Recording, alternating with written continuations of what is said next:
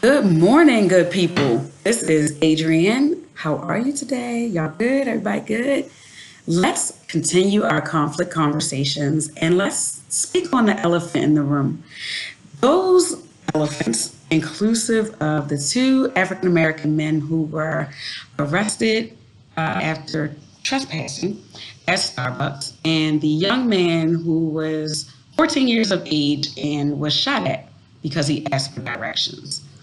These are examples of an internal conflict, an internal dialogue that the other individuals have with the appearance of African American men. There is an internal dialogue in them that states that I am supposed to be afraid when I see a black man.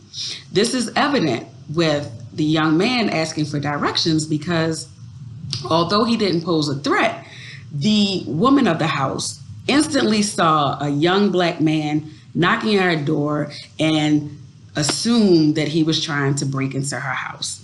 Her husband, without a second thought, grabbed a shotgun and decided that shooting at this young man was his best option because he was afraid of what his internal dialogue of a black man has said to him. With the Starbucks situation, it was said that there were other individuals who were not of color who had been sitting and had not made purchases at Starbucks, but were not bothered because they were sitting there. It was the presence of these black men who made or what made the manager, cashier, employee, whomever it was, made them feel as if their mere presence there presented a threat or a problem. So obviously that has become the elephant in the room. Most times when we see these conflicts happening between black men and persons who are not of color, it is instantly the preconceived notion that the black man is there to do you harm.